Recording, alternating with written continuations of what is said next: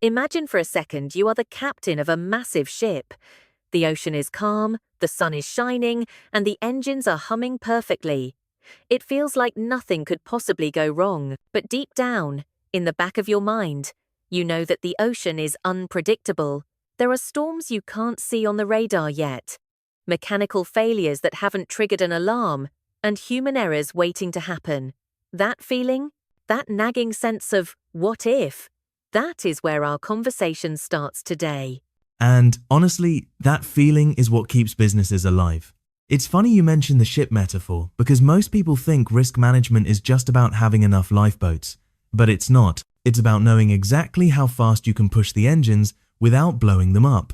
It's about understanding that the calm water is actually the most dangerous time because that's when complacency sets in. Exactly. We are diving deep into business risk management today. And I think for a lot of our listeners, this topic sounds dry. It sounds like spreadsheets, insurance policies, and guys in grey suits saying no to everything.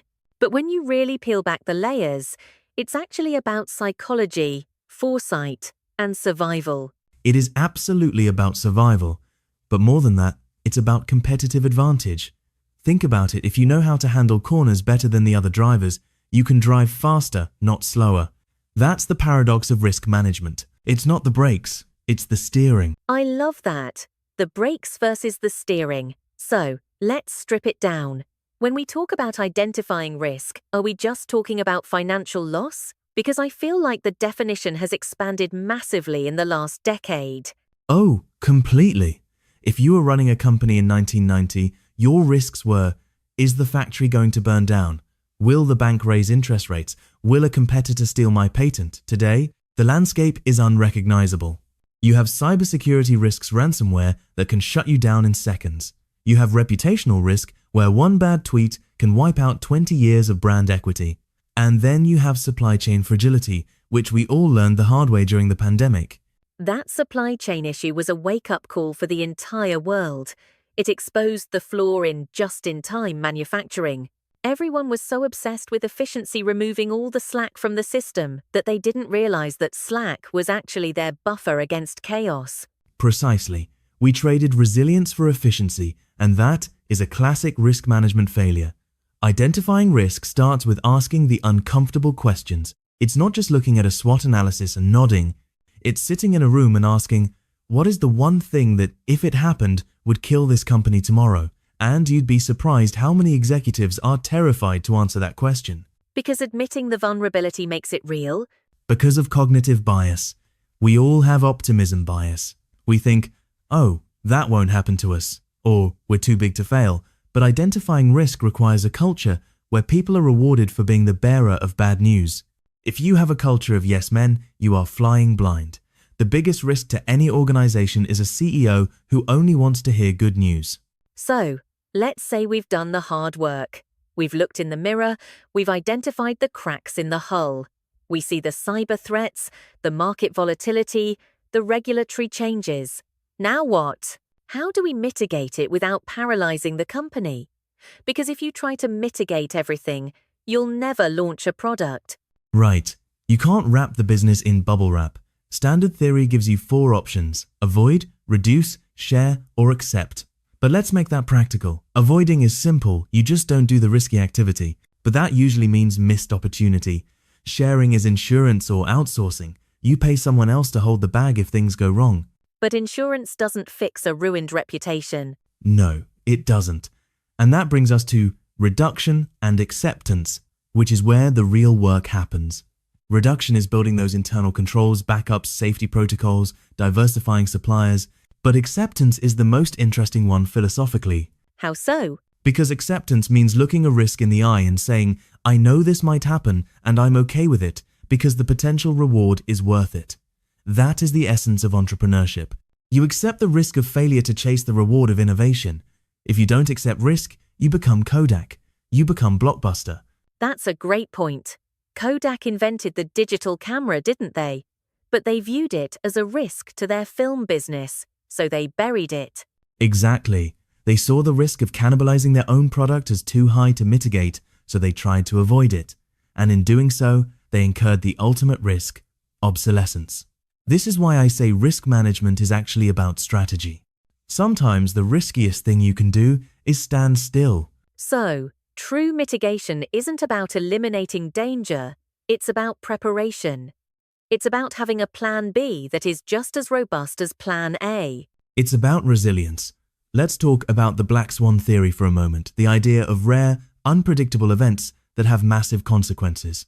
You cannot predict a specific black swan. You couldn't have predicted the exact timing of the 2008 financial crisis or COVID-19, but you can predict that unstable systems will eventually break. Mitigation is about building a system that can take a punch and keep standing. It's like building a skyscraper in an earthquake zone. You don't know when the earthquake is coming, but you build the foundation on rollers, so the building sways instead of snapping. Beautiful analogy. And in business, that swaying capability is agility. It's having cash reserves. It's having a workforce that can pivot to remote work overnight. It's having a brand that customers trust so much that they'll forgive you if you mess up once. Trust is actually a form of risk mitigation. That's profound. Trust as a risk asset. I want to pivot slightly to the human element. We talk about systems and finances, but what about the risk of human error? Or worse, human malice? Insider threats are a huge part of the conversation now. They are, and it's the hardest one to manage because you can't program a firewall for human psychology. You have disgruntled employees, you have corporate espionage, or you just have someone clicking a phishing link because they were tired on a Friday afternoon. Right, the I love you virus or the Nigerian prince email. It always comes down to someone clicking a button. Always.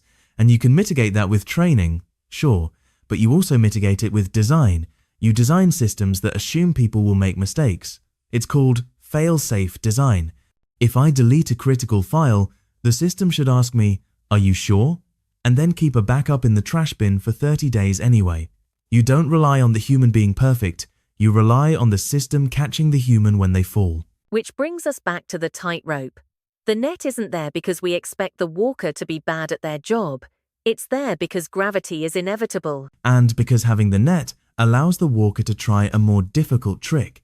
If there's no net, they walk slowly, carefully, boringly. If there is a net, maybe they do a backflip. This is what companies get wrong. They think strict compliance and heavy risk management slows people down. But if done right, it gives your team the psychological safety to be creative. I like that perspective. It flips the script.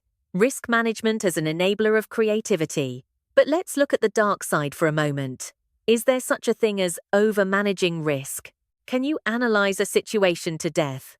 Analysis paralysis. Absolutely. I've seen boards of directors spend 6 months debating the risks of entering a new market. By the time they decided the risk was manageable, the market was gone. A competitor who was willing to accept 70% certainty instead of waiting for 99% certainty took the prize. So speed is a risk, but slowness is also a risk. It's a constant trade-off. It is, and this is why risk management is an art, not just a science. The science gives you the data, the probabilities, the impact assessments. The art is the judgment call. It's the CEO saying, "The data says this is risky, but my gut says the market is ready." And that gut feeling. Is that just experience disguised as intuition? Usually, it's pattern recognition. But you have to be careful. History doesn't repeat itself, but it rhymes. Relying solely on what worked last time is a dangerous game because the variables change. Look at AI right now. That is the biggest risk-reward frontier we've seen in decades. Oh, absolutely.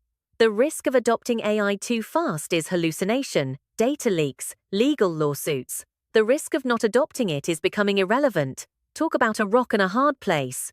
It's the ultimate test case for modern risk management. How do you mitigate the risks of a technology that is evolving faster than your ability to understand it? You can't write a policy for AI today that will still be valid in 6 months. So, you have to move from rules-based risk management to principles-based risk management. Explain that distinction. Rules are, do not cross this line. Principles are, drive safely. When the road changes, the rule might not make sense anymore. Maybe you need to cross the line to avoid a crash. But the principle drive safely always applies. In a volatile world, you need principles because the rules become obsolete too fast. That requires a lot of trust in your people. It does. And that's the circular nature of this. To manage risk, you need strong culture. To have strong culture, you need trust. To have trust, you need transparency about risks. It seems like we are coming to a conclusion that risk management isn't a department in the basement, it's the job description of leadership. It is the primary job of leadership, allocation of resources, and management of risk. Everything else is just details. If you aren't thinking about what could go wrong, you aren't ready for what could go right. If you aren't thinking about what could go wrong, you aren't ready for what could go right. That is a powerful sentiment. It suggests that success requires a partnership with the unknown. We live in a chaotic universe. Entropy is the natural state of things. Order is artificial. A business is an attempt to create order out of chaos. Risk management is just the energy we spend to maintain that order. It's the cost of doing business. So, for our listeners, whether they are running a startup or managing a massive department, what is the one takeaway? If they go into the office tomorrow, what should they look for? Look for silence. Silence? If everyone is agreeing, if no one is raising concerns, if all the reports are green, worry. Silence is the sound of a risk that is currently invisible but growing. Go find the person who disagrees. Go find the loose thread and pull on it. Don't be afraid of finding a problem. Be afraid of the problem finding you. That is a chilling, yet inspiring place to leave it. The silence is the warning. It always is. We've covered everything from the Titanic to AI, from cognitive bias to the philosophy of the safety net. It's clear that managing risk isn't about eliminating fear, it's about mastering it. Well said. Thank you for this deep dive. It certainly made me rethink how I look at my own decisions. And to our listeners, keep your eyes on the horizon, but don't forget to check the engine room every once in a while. Safe travels, everyone. See you next time.